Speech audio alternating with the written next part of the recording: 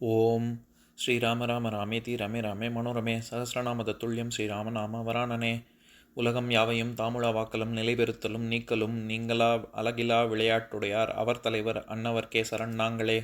எத்திர எத்திர ரகுநாத கீர்த்தனம் தத்திர தத்திர கிருத்தமாஸ்தகாஞ்சலிம் வாஷ்பவாரி பரிபூர்ணலோச்சனம் மாருதிம் நமது ராட்சசாந்தகம். அஞ்சிலே ஒன்று பெற்றான் அஞ்சிலே ஒன்றை தாவி அஞ்சிலே ஒன்று ஆறாக ஆரியர்க்காக ஏகி அஞ்சிலே ஒன்று பெற்ற அணங்கை கண்டு அயலாரூரில் அஞ்சிலே ஒன்றை வைத்தான் அவன் எம்மை அழித்துக் காப்பான். இன்னைக்கு நம்ம கம்பராமாயணத்துல பாலகாண்டத்துல மிதிலை காட்சி படலத்துல 61வது பாடல் பார்க்க போறோம். அன்னமென் நடையவட்கு அமைந்த காமத்தி தன்னையும் சுடுவது தரிக்கிலான் என நல்நெடுங்கரங்களை நடுக்கி ஓடிப்போய் முன்னை கதிரவன் கடலில் மூழ்கினான். இதுதான் பாட்டு. இப்ப நம்ம பதம் பிரிச்சு பொருள் பார்க்கலாம்.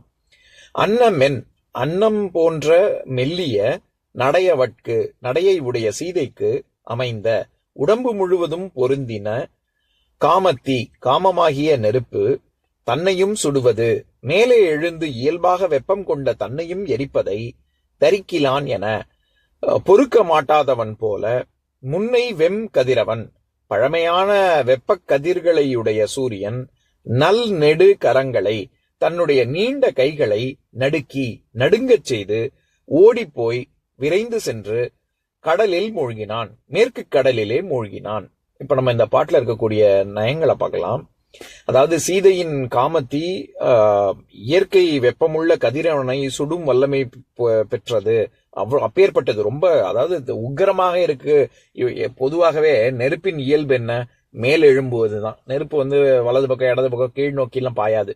எப்பவுமே நெருப்பின் இயல்பு மேல் நோக்கி செல்வதுதான். அதனால சீதையினுடைய காமத்தியானது மேல் நோக்கி சென்று கதிரவனையே சுடக்கூடிய அளவுக்கு ரொம்ப உக்கிரமாக இருப்பதனால் கதிரவன் மேற்கே சென்று மறைகிறான் அப்படின்னு மூழ்குகிறான், கடலில் மூழ்கினான் அப்படின்னு கம்பர் வர்ணிக்கிறார். இது தற்குறி பெற்றணிக்கு ஒரு மிகச்சிறந்த உதாரணம். என்னன்னா, கவிஞர் தான் கூற விரும்பும் கருத்தை ஒன்றின் மேல் ஏற்றி கூறுவது. அதாவது ஒரு சாதாரண நிகழ்வு, சாயங்காலம் ஆச்சுன்னா சூரியன் அஸ்தமிக்கும் பொழுது கடலில் சென்று மறைவது அப்படிங்கிறது ஒரு சாதாரண நிகழ்வு தானே. ஆனா ஏன் அவன் மறைகிறான் அப்படின்னு கம்பர் தான் ஒரு கருத்தை ஏற்றி சொல்கிறார்ல. அதாவது ஐயோ இந்த உஷ்ணத்தை நம்மளால தாங்க முடியலன்னு கதிரவனே நினைக்கிறானா, அதனால அவன் கடல்ல சென்று மூழ்கினான் அப்படின்னு சொல்றாரு. இந்த இடத்துல அதாவது தன்னையும் சுடுவது தரிக்கிலான் என அப்படின்னு, தரித்தல் அப்படிங்கிற சொல்லுக்கு நிலை பெற்று நிற்றல், அணிதல், தாங்குதல், பொறுத்தல், அடக்கிக் கொள்ளுதல், மறவாது உள்ளத்தில் நினைத்தல், வைத்தல், தாம்பூலம் தின்னுதல், இந்த மாதிரி பல பொருள் இருக்கு. இந்த இடத்துல தரித்தல் அப்படிங்கிறது பொறுத்தல் அப்படிங்கிற பொருள்ல தான் வருது. அதனால தரிக்கிலான் என அப்படின்னா பொறுக்க முடியாமல் அவன் என்ன செய்தான் அப்படின்றதுக்கு நான் எப்பவும் சொல்றதுதான், அடைக்கே அடை கொடுக்கிறவர் தான் கம்பர். அதனால வெறும் கதிரவன் நல் நெடு கரங்களை ஓடிப்போய் நடுக்கி ஓடிப்போய் கடலில் மூழ்கினான்னு சொல்லல. அவர் கதிரவனுக்கு என்ன அடை கொடுக்கிறாரு? முன்னை கதிரவன் அப்படின்னு. நம்ம சூரியனையே ரொம்ப என்ன சொல்றது, ஆதவன் அப்படின்னு ஏன் நம்ம சொல்றோம்? சூரியனுக்கு ஊர்பட்ட பேர் இருக்கு, அதுல ஒன்று ஆதவன் அப்படின்னு. ஆதியில் முதலில் தோன்றியவன் சூரியன்.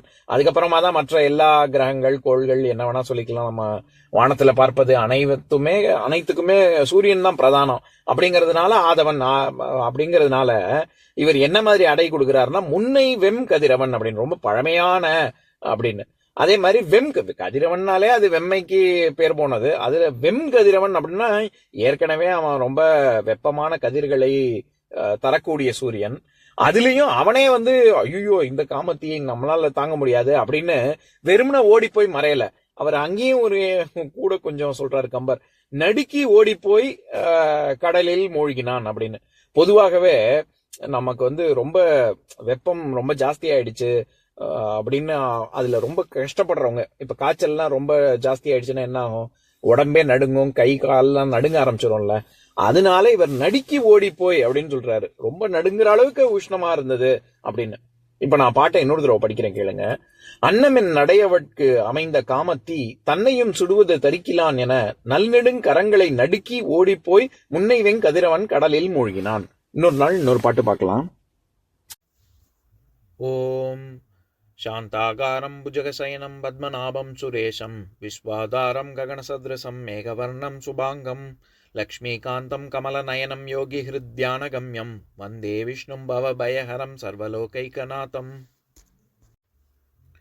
உம்பரோடு இம்பர்காரும் உலகம் ஓர் ஏழும் ஏழும் எம்பெருமான் என்று ஏத்தி இறைஞ்சி நின்று ஏவல் செய்ய தம்பியரோடும் தானும் தருமமும் தரணி காத்தான் அம்பரத்து அனந்தர் நீங்கி அயோத்தியில் வந்த வள்ளல். ஓம் பூர்ணமதः பூர்ணமிதம் பூர்ணாத் பூர்ணமுதஸ்யதே பூர்ணஸ்ய பூர்ணமாதாய பூர்ணமேவாவசிஷ்யதே. ஓம் சாந்தி சாந்தி சாந்திஹி.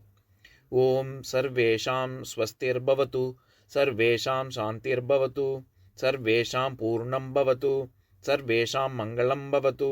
ஓம் சாந்தி சாந்தி சாந்திஹி.